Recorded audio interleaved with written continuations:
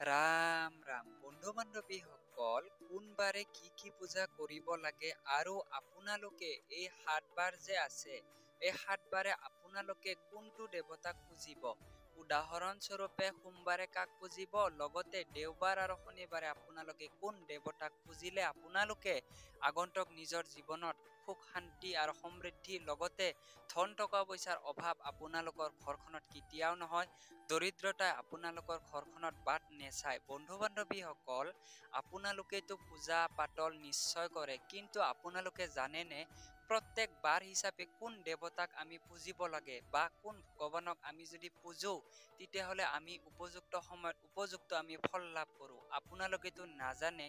গতিকে আজিৰ এই ভিডিঅ'টোত গম পাব যে প্ৰত্যেক ৭ বাৰে কোন দেৱতাক পুজিলে আপুনি আগন্তুক নিজৰ জীৱনত উন্নতি কৰিবলৈ পাৰিব।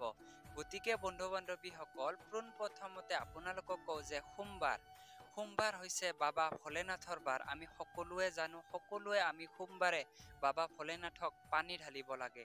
লগতে মংগলবাৰটো হৈছে শ্ৰী শ্ৰী হনুমান দেৱতাৰ বাৰ। আৰু আপোনালোকে যদি এই মংগলবাৰে হনুমান দেৱতাক পূজা কৰিবলৈ পাৰে তেতিয়াহ'লে আপোনালোকৰ জ্ঞান বুদ্ধি, লগতে গানে বাজনাই, শিক্ষাৰ ক্ষেত্ৰতে নহওক কিয় সকলোতে আপোনালোকে উন্নতি লাভ কৰিবলৈ পাৰিব।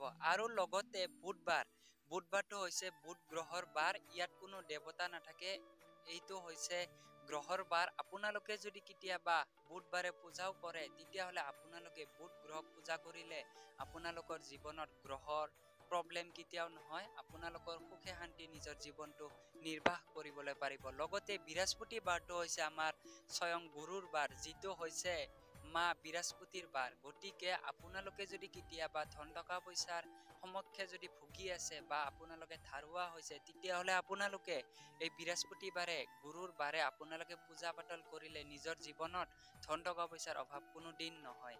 আৰু লগতে শুক্ৰবাৰটো হৈছে শুক্ৰ গ্ৰহৰ বাৰ।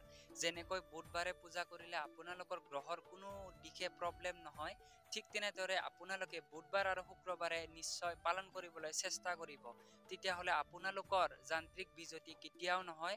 লগতে হৈছে শনিবাৰটো এটা ভয়ংকৰ বাৰ বুলি ক'ব লাগিব, কাৰণ শনি হৈছে শনিদেৱ, যি নেকি কৰ্মফলদাতা। আপোনালোকৰ জীৱনত যদি কেতিয়াবা কৰ্মৰ পৰা আদি কৰি যদি বাধা হৈ আছে বা ক'ৰবাত আপোনালোকে ধন টকা পইচা পাব লগা হৈ আছে বা আপোনালোকৰ মাটিৰে হওক খেলি মেলি, সেইবিলাক আপোনালোকৰ এই শনি মহাপ্ৰভুই যদি সন্তুষ্ট হৈ থাকে তেতিয়াহ'লে আপোনালোকৰ জীৱনটো সুখে সমৃদ্ধিৰে পাৰ হ'ব। আৰু লগতে আপোনালোকে যদি আপোনালোকক কাৰোবাক যদি শনি ধৰে তেতিয়াহ'লে আপোনালোকক 12 বছৰলৈকে নেৰে। গতিকে আপোনালোকে শনিবাৰটো একেবাৰে নাপাহৰিব, পালন কৰিবলৈ চেষ্টা কৰিব, তেতিয়াহ'লে আপোনালোকৰ জীৱনত কৰ্মৰ বাধা কেতিয়াও নহয়। বন্ধু বান্ধৱীসকল, মই যিখিনি আপোনালোকক এই ৭ বাৰৰ কথা ক'লো সেইখিনি যদি আপোনালোকে আখৰে আখৰে পালন কৰে তেতিয়াহ'লে আপোনালোকৰ জীৱনত সুখে সমৃদ্ধিৰে উন্নতি কৰিবলৈ পাৰিব। কোনো ক্ষেত্ৰত বাধা নহয়, চাকৰি ব্যৱসায় বাণিজ্যৰ লগতে আৰু অন্যান্য কিবাই নহওক আপোনালোকে উন্নতি কৰিবলৈ পাৰিব। গতিকে ভিডিঅ'টো চাই আপোনালোকে যদি অকণমান ভাল পালে তেতিয়াহ'লে like, comment, share and subscribe কৰিবলৈ নাপাহৰিব।